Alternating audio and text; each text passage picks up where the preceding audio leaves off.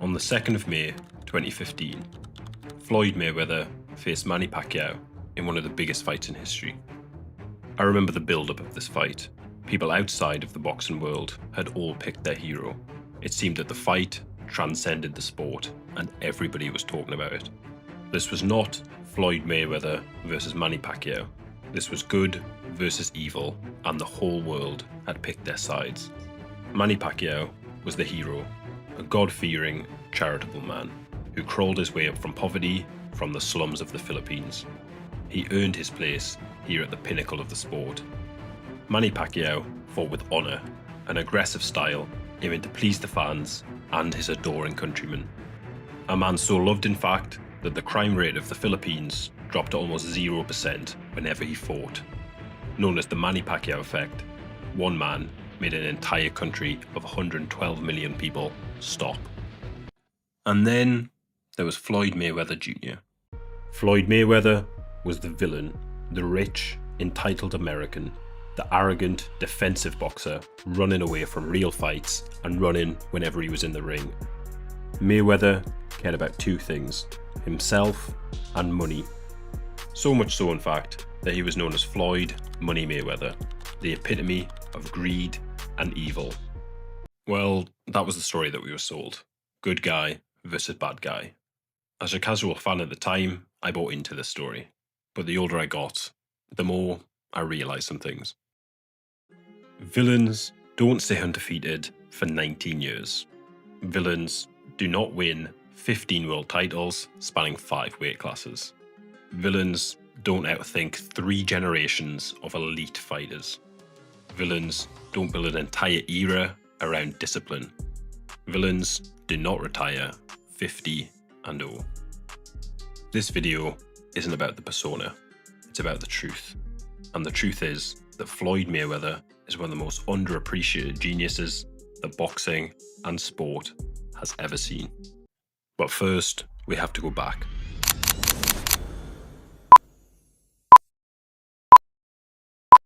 Floyd Mayweather Jr. was born on the 24th of February, 1977.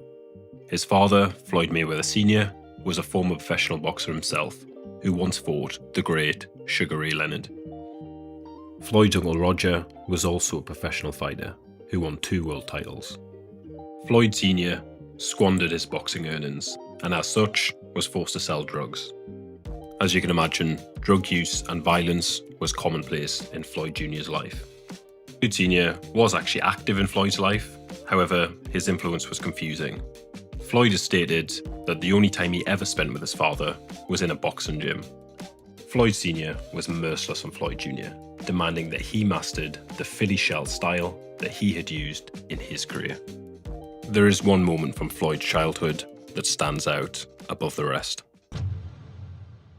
Floyd has stated that he has just one childhood memory of his father outside of a boxing gym. This, unfortunately, was the memory of his father using him as a human shield when an armed gunman seeking a drug debt came bursting through the door. This moment ended with a gunshot tearing through Floyd Sr.'s leg, and a moment that young Floyd learned that no man can depend on anyone but himself.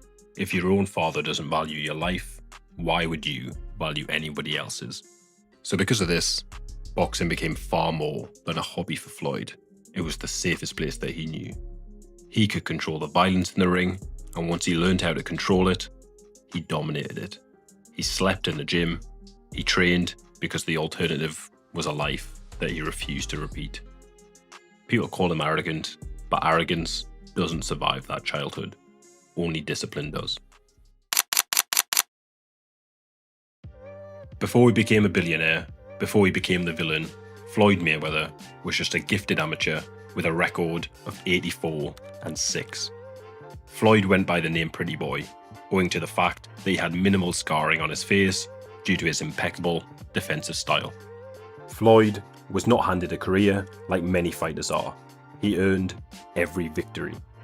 He even earned a victory in a loss. Floyd Mayweather Jr. earned his spot on the 1996 US Olympic team. In the semi-final of the tournament, he went on to fight Serafim Todorov, which took more attempts than I care to admit to say. This fight, second perhaps only to Roy Jones Jr.'s 1988 Olympic robbery is one of the most blatant robberies in amateur boxing history. Floyd won that fight. Everyone knew it. The crowd knew it. The commentators knew it. Even Todorov himself later admitted that he lost that fight. The referee even mistakenly raised Floyd's hand due to him being so sure that Floyd had won, but the judges didn't admit it. What you're watching here is perhaps a side of Floyd Mayweather that you have never seen.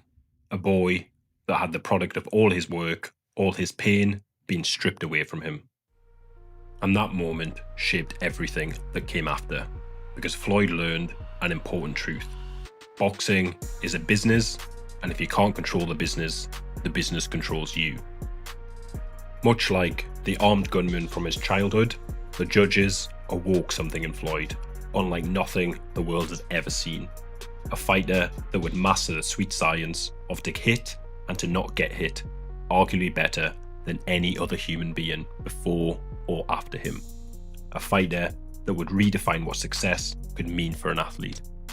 A fighter that would make the sport look so easy the world would mistake it for a gift from God, that he didn't deserve the admiration. Floyd swore that day he would never put his destiny in someone else's hands again. This was the birth of Mayweather the strategist, Mayweather the businessman, Mayweather the master of his own fate.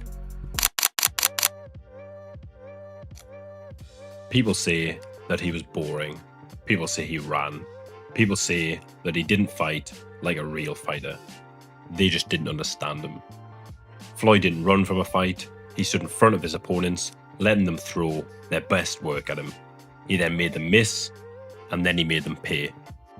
Floyd's genius wasn't just the shoulder roll, it was the layers underneath it. Layers most fighters can't even execute, let alone master. His distance control, the kind that steals your offense before you even throw. Floyd made his opponents feel like they could hit him, and then make them learn that they were mistaken. His step back counters, the kind that make you pay for every mistake. Habit reading, noticing patterns in seconds, and then shutting them down. Floyd downloaded information from his opponents. Anything they did, he learned from. Floyd's shot selection, landing the safest, cleanest punch with the least risk possible. Floyd rarely lost the same exchange twice. Castillo troubled him, he came back and outclassed him in the rematch. Maidana roughed him up, he studied him, adapted, and nullified everything in the second fight.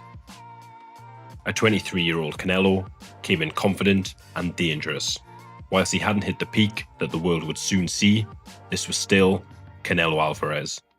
Floyd dissected him within 3 rounds and made the future face of boxing look like an inexperienced kid.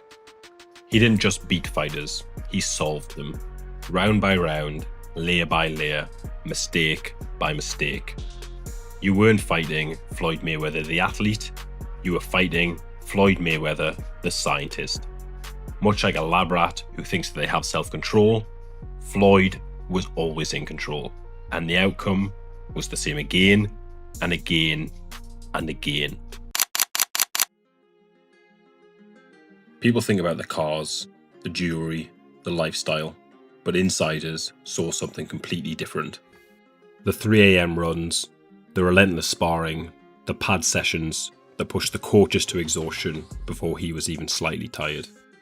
Floyd trained like every fight was his first and last, and like every opponent was his hardest. People fell for Floyd's nonchalant act again and again. The truth is, Floyd never underestimated anyone. He didn't drink and he didn't smoke. He didn't party before fights. Floyd would famously run home from clubs in his nightlife attire. He would turn down the temptations of women and vice to run 10 miles at 3 a.m. This signals something very loud.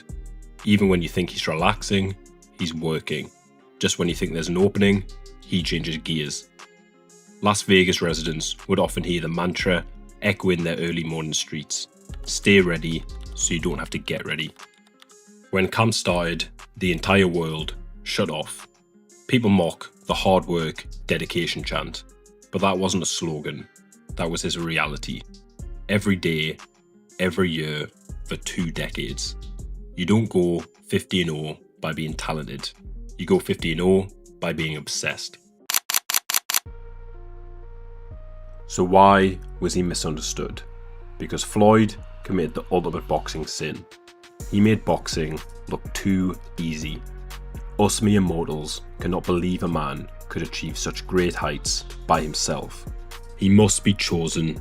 He must just be lucky. We become willfully blind to the fact that a man can create his own destiny because it reminds us of one simple thing. Our own successes and failures can only be controlled by us.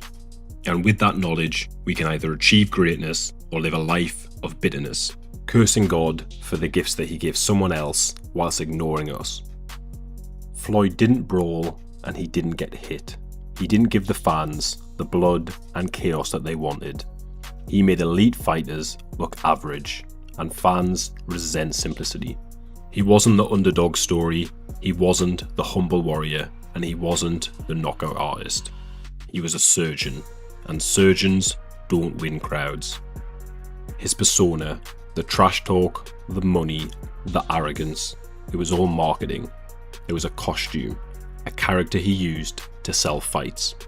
Floyd's genius wasn't just in the ring, it was outside of it too. He became the highest paid athlete in the world. Not because people loved him, but because people wanted to see him lose, and he never gave them what they wanted, not even once. Strip away the cars, strip away the belts, and strip away the persona, and what remains is simple. A boy from Michigan who took the hardest life imaginable and turned it into perfection. A fighter who didn't just dominate one era, he dominated three. A man who built generational wealth, not through luck, but through discipline. A boxer who walked away undefeated, unbroken, and untouched. Floyd has now created a new generation of fighters, many of whom will dominate to such an extent that they will no doubt be treated the same as Floyd. History, though, always catches up, and when it does, people will realise. Floyd Mayweather wasn't just unbeaten, he was underappreciated. He was misunderstood, and he was a genius hiding behind a persona. And one day, when the noise, the glamour, and the debates fade, the truth will remain simple. Floyd Mayweather mastered the art of boxing, and the world still hasn't fully realised it.